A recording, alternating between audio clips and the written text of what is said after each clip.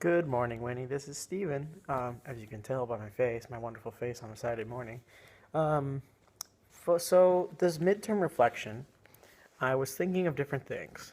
First off, I want to apologize for sending this in late to you because I was really busy for some reason. Yesterday, it turned into a crazy mess of being busy, and I really wanted to get it done before 3 o'clock, but I could not get it done. So, if you get this, you probably will get this. I'm very sorry. Um, I'm trying to work on the fact of being organized better so that I don't have this happen again. It's just a thing that I've got to work on. I've got to work on my character of putting things together and making it work the right way. So, let's get on these questions, shall we? The first question that I picked out of the six was what is character? And the way I think of character is as basically when you are trying to character, the way I see character and the way that I've learned character over the years is basically what do you do when nobody's looking? And the reason it's that to me is because you can put so many personas out, you can put so many things out that make people think you're one thing. But at the end of the day, it's your character that matters because it's what's happened. It's what's on the inside. A great example of this would be like when you. Well, we'll talk about D&D one time. So one of our D&D discussions we had, Paul, your husband, brought up the fact that he was at a gas station and he was set with a moral dilemma of, well, what do you do? There was an individual that stole $50 from the store, and Paul was standing right behind the individual, and he saw this happen, and so his moral decision was like, hey, let's give that back, that kind of thing. And so that's the character, because Paul could have just sat there and not let anything happen, and just let everything go. So, but yeah, it's basically your moral character behind the scenes of what you would do without having anybody watching you or holding you accountable or believing that anybody's going to hold you accountable. So that's what your character is, at least in my sense and what I've learned throughout the course and throughout what we've been discussing in class, that kind of thing. The main influencers or main impactors of character are going to be your family life. For example, if you were I feel like if you were raised in a broken home, that you might have a lot of tendencies to stay in that way because that's how you're raised and you just want to make it happen like that. And then other places basically your character is shaped in the ways that you have picked up things from different people and people of many power and influence. Good ones are teachers. They can impact your character quite a bit. For example, I'm not the character side I can say is I had a great teacher in high school who taught me environmental science, and he has put an impact on my character for the fact that I love the outdoors and love how to study the outdoors and that kind of stuff, and that's affected how I've decided to become an outdoor education major and become an environmental science major. So double majoring. And I hated, before high school, during high school, I did not want to go to college at all. It's kind of interesting that he basically flipped my perspective around and made me was like, hey, there's stuff I can do out there. I don't have to sit here and wallow in self-pity for hating the education system. There's ways to change the education system. So that was really cool. That's what I thought was really cool. And that's some major ways that have influenced our character, can influence our character, and can influence a lot of things. Let's see. Next question that I have written down here is why... No, we won't do that one. This is a controversial one. How do we assess character? Well, here's the thing with assessing character. It's similar to assessing how we try to assess people now in the education system. With assessing character, you basically have to find what the values of the person are before you can assess what you can assess them on. The reason I say that is because character is custom built for each person. It's just like our education system is not adapted to that customization per person. So the way we could assess character, I guess, is have the individual have self-awareness, keyword for the next question, have self-awareness for what exactly the values and morals that they have. For example, I know plenty of people that it's fine to drink. And I know I don't practice that just because I'm a Christian Scientist, and that's something we just don't do. But I know plenty of Christian Scientists that break that rule all the time. And it's sort of like, I don't shame them for that. That's their character. That's what they want to do. That's like all sorts of controversial topics that are happening today. They're based on their character. That's what they want to do. It's just, you got to let people do what they want to do. I mean, unless it's hurting somebody. It's funny how character and morals and decisions and dilemmas, they all mix in together and get really jiggy with it. So it's kind of crazy. Let's see. Can you teach character? Yes, but you have to be very self-aware of the fact that you cannot put your beliefs or your values in front of people, especially, I mean, you can, that's a difficult one. Because, I mean, like, for example, like in rugby, coach tells us all the time that he's not a coach, he's a character educator.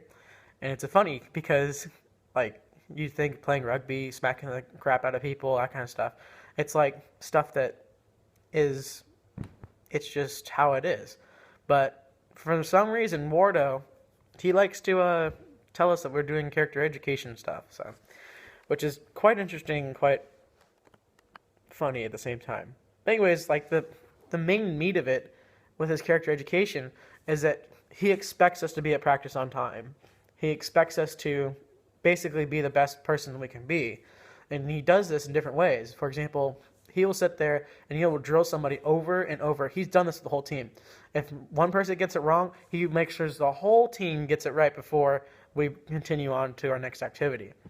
Or if something's not going right, he'll be like, all right, what's going on? He will stop practice. Like, Wardo's been known to stop practice in the middle of everything. Like, we'll be getting ready for a tournament, all this kind of stuff for rugby, and he will just stop. And he'll say, all right, what's wrong?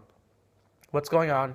What's wrong? Let's figure this out. And we've had, like, this past year, we've had, like, 6 different practices and different things that basically say that, like, allowing us to build our character and allowing us to basically create a good foundation for life. Because Wardo understands that rugby is not really a popular sport here in the States. He understands it's football, that kind of stuff. And the likelihood of us going out and being professional rugby players, well, it's not really going to happen. So he's trying to create a way that our lives can be impacted by the way of his teachings. And it's really cool how he's doing it. He's like, and also with character, there's another thing that we talked about in class was grit. And Coach is great at creating grit. He will make us crawl through mud and blood and sweat and tears, all that kind of fun stuff, just to play rugby. And he's like, I remember one game, it was like one of the worst weather, probably the worst weather we had. It rained for a solid week before our game on Saturday, and then it got really cold Saturday.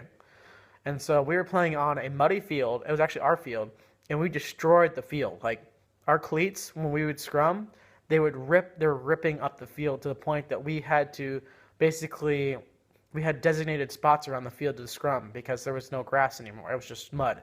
And it, like, that moment was sort of like, it was more of like a team building exercise per se. At least in rugby, a lot of it's team building because of the fact that you're going into something that it could possibly get you hurt. Like, if you don't have your head screwed on right, you're going to get hurt. It's just, you have to adapt to that kind of thing. And with the character part of it is that he's building grit into our systems by making us play in those harsh conditions and say, your body can go farther than what you think you can. And this is sort of an epiphany I'm just having. Yes, I'm moving around a little bit. It's epiphany I'm just having is the fact that, oh, it's a little balloon over there, right there. The epiphany that I'm having now is the fact that back when I was in high school, I was often made fun of because I was a big kid and that kind of stuff. And that would hurt my self confidence in a way that like I would not go out and try for sports and that kind of stuff. I was a marching band kid and I was that one big trumpet player. So, and the interesting fact of it is that through that I kind of carried that baggage for a while, and then when I got to college, Wardo basically broke that and basically changed my character in a way that allowed me to be like, look, this is what happened in the past. Let it go. That's kind of stuff's going to happen anyways. And what he's done is that basically he's built my self-confidence up so that I can run as fast as Larry Patterson, like once a semester. And it's like amazing. It's so cool. Like the fact that I can literally do anything I want and push myself to my limits. And that's like building my characters, that I can go farther than I think I can. It's the same thing with Fire Brigade. I didn't know I can climb up the side of a bluff with a hose that has like 80 pounds of water inside of it and be totally fine. And get to the top, like, all right, I mean, I'm going to be winded. That's a lot of weight carrying up the bluffs that are straight vertical almost.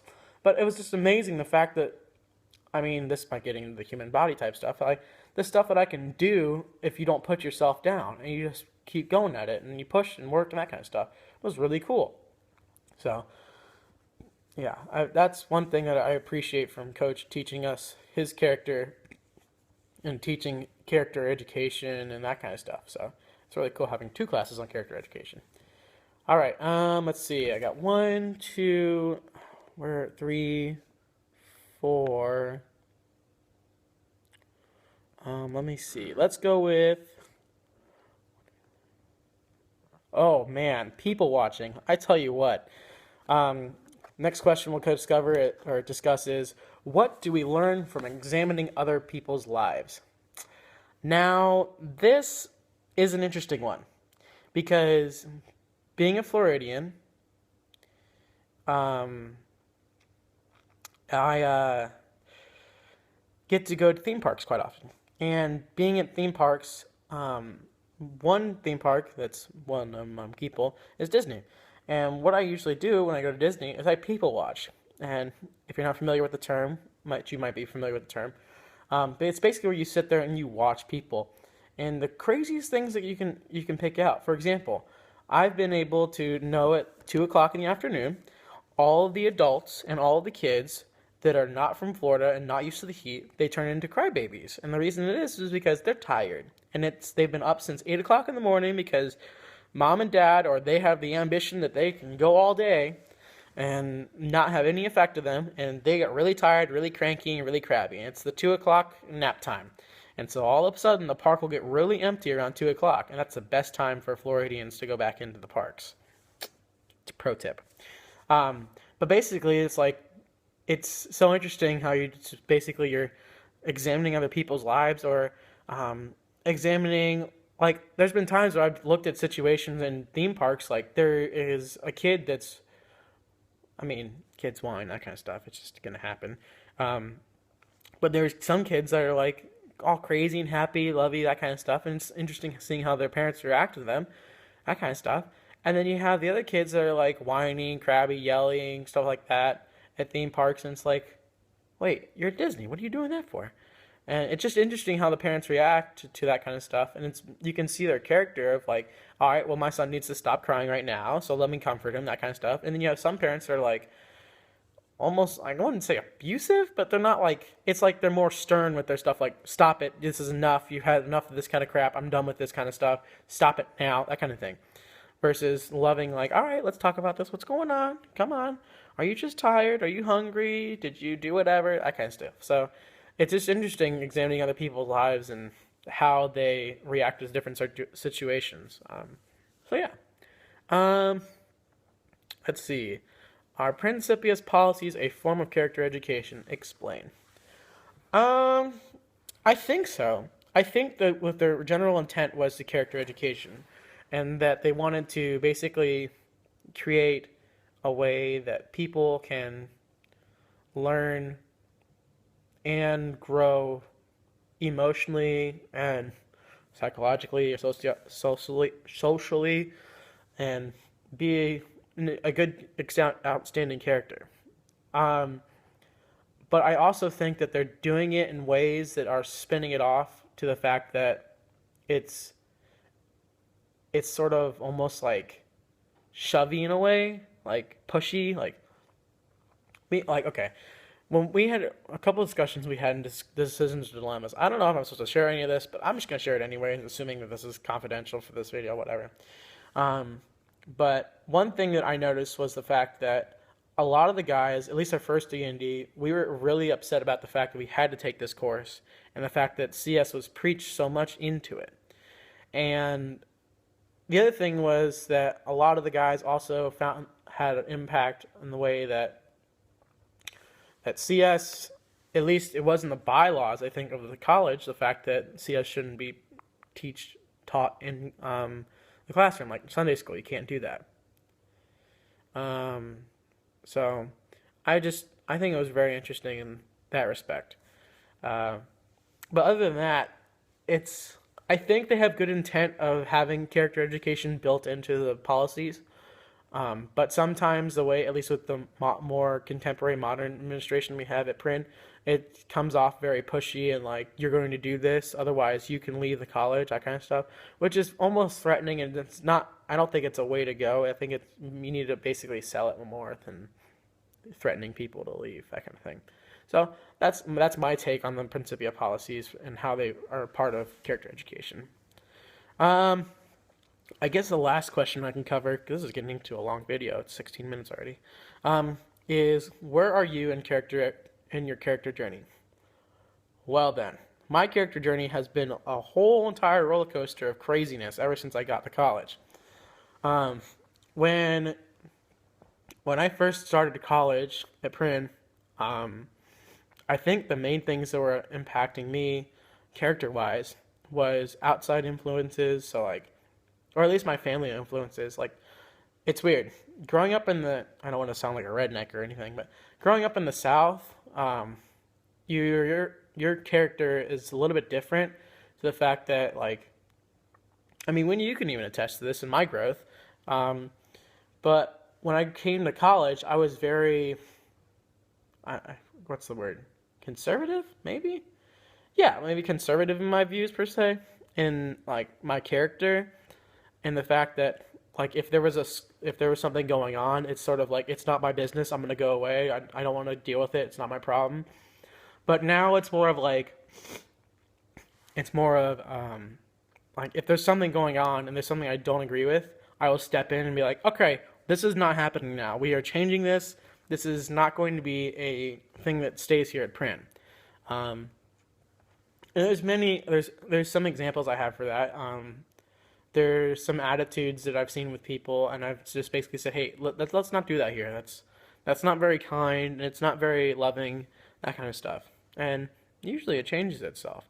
So I mean, and that's impacted my character in the fact that I guess it's more of like the maturity of my character has grown up to the fact that I can actually have the self-confidence to step in and be like, let's not do this. This is not very safe. It's not going to be helpful for us. It's just going to hinder us a little bit. So let's not do this. Let's not do this kind of stuff. Yeah. So I mean, having that self-confidence and character building together, it's been a great ride, a great journey. Also, like, if to add part of my journey would be the fact that being more loving.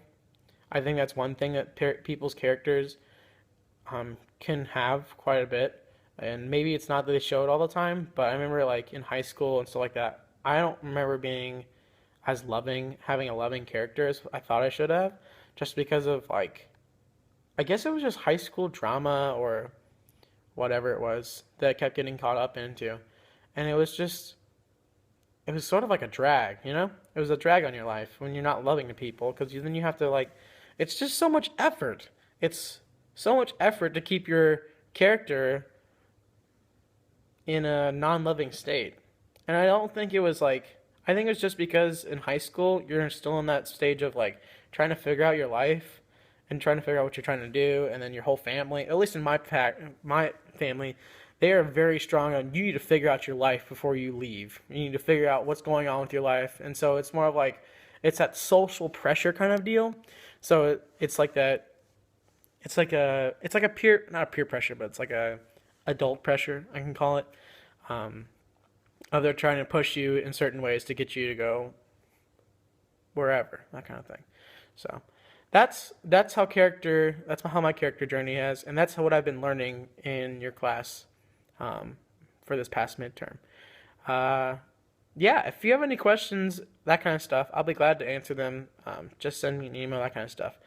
But other than that, I think I covered all the topics that I wanted to share. Let me check my notes real quick. Um, but yeah, so today we covered what is character, what influences our character, and for those two things, it was like your outside people are your persona, people that are around you, that kind of stuff. Where your character is, it's basically your morals, values, that kind of stuff. How do we assess your character? It's hard to assess because it's based on people's personal beliefs, and we don't know what those personal beliefs if people don't want to share them. And then, can you teach character? And yeah, I talked a little bit about that with an example of Coach Ward teaching us character, that kind of stuff. The print policies, I talked about how they're they have the right intent, but they're not necessarily what the modern administration needs to work on their delivery of the character education side of it. What can we do to learn from examining other people's lives? I talked about the example of Disney and learning how to react to different things, different situations, and watching the employees too. I forgot to add that. Watching the employees and how they react to different situations. And then, where are you in your character journey? Um, yeah, and I just talked about the fact that I've grown in my journey through college and through high school and stuff like that. So, yeah, if you have any questions, just send them my way. Email, you know where I am. I live in the same house as you. I mean, not right now. I'm in my parents' condo, um, but yeah. Thanks, Winnie. Sorry again for being late. I've just yesterday turned into a crazy mess with different things. All right, thank you, Winnie. Bye bye.